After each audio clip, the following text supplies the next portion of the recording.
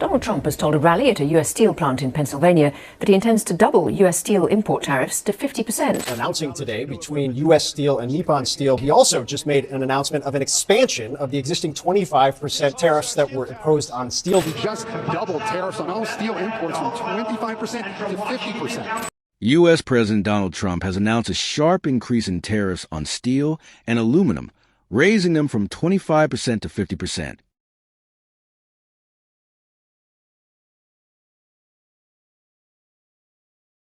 This move has further unsettled the already fragile trade dynamics in North America. At a rally held on May 30th, 2025, where he celebrated a major investment from Japan's Nippon Steel into American manufacturing, Trump declared that the tariffs on steel imports into the United States would be doubled. Nobody's going to get around that. No one will be able to avoid it, he said, emphasizing the firmness of his decision. Following the rally, Trump took to social media to confirm that this 50% tariff would also apply to imported aluminum, taking effect on June 4th. The reaction from Canada was swift and severe. As one of the world's largest producers of both steel and aluminum, with the U.S. being its primary customer, this decision struck at the heart of Canadian industry. In response, Canada threatened what may be its boldest retaliation yet: the potential to halt or redirect $13 billion worth of oil exports to the United States. But how did a dispute over steel tariffs lead to threats involving oil? Let's explore. Canadian Prime Minister Carney's administration called the tariff hike a direct attack on Canadian workers, particularly those in the industrial province of Alberta. With steel and aluminum trade between the two countries amounting to over $35 billion annually, even the previous 25% tariff posed significant challenges. Now, with a 50% rate, many Canadian exporters may find themselves priced out of the U.S. market entirely. This economic entanglement has always seemed strong, but in reality, it was delicate. Trump's logic appears straightforward. If Canada benefits too much, it should be made to pay a higher price. However, to Canada, this feels like an unjustified betrayal of fair trade and neighborly trust. In response, Canada is signaling its own powerful leverage: oil. As the world's fourth largest crude oil producer, Canada exports around 4 million barrels per day to the United States, totaling over $100 billion annually. Much of this oil is processed in U.S. refineries, especially in the Midwest and on the West Coast, which were specifically designed to handle the type of heavy crude that Canada supplies. Disrupting this flow would create a major bottleneck for the U.S. energy industry. While alternatives like Venezuela or the Middle East exist, they bring their own geopolitical risks and logistical difficulties. In contrast, Canada's oil is nearby, reliable, and crucial.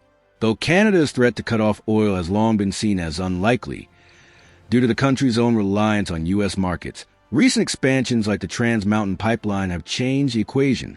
With an increased capacity of up to 890,000 barrels per day, Canada is now more capable of exporting to Asia, with shipments to China and India already on the rise. Still, a complete redirection is not yet feasible.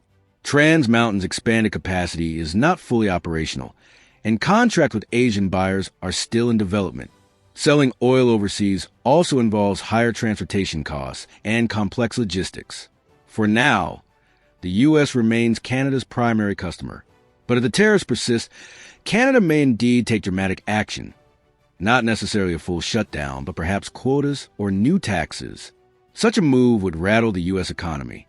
Industry analysts warn that cutting off Canadian oil could cost the U.S. up to $30 to $35 billion per year. Gasoline prices could rise by 30 to 40 cents per gallon, triggering public anger, especially in an election year. American refineries and petrochemical industries, heavily dependent on this steady supply, would suffer from disrupted operations and higher costs. Some believe Canada's threat is only a bluff. After all, over 90% of Canadian oil is still sold to the United States.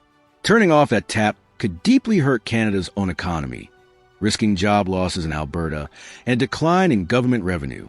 Yet others argue that the very act of making this threat, even if not fully acted upon, sends a powerful message. Canada's recent moves toward diversifying its export market strengthen its position.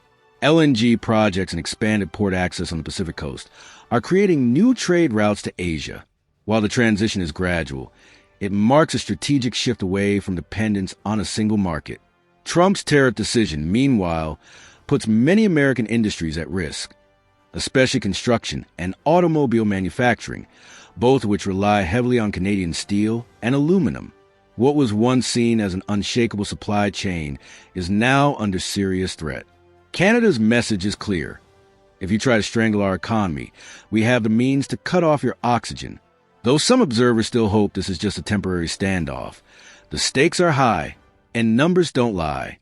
Trump is targeting $35 billion in Canadian exports, while Canada holds a $13 billion oil card that could disrupt the U.S. economy in ways tariffs alone cannot. Ultimately, the question remains, will this confrontation escalate into a full-blown trade war, or will diplomacy prevail? Whispers of an upcoming summit between the two nations offer a glimmer of hope, but Trump's stance appears rigid. We win or we lose. On the other hand, Canadian officials now seem determined to act in their national interest, even if that means walking away from long-standing trade norms. At the heart of this crisis is a lesson for both countries. Over-reliance on any single partner can be dangerous. Canada's efforts to expand its global reach and the U.S. industry's dependence on Canadian resources reveal just how deeply intertwined the two economies are. For now, the world watches closely. Will this be resolved through reason and dialogue, or will both nations pay the price of economic nationalism? Time will tell.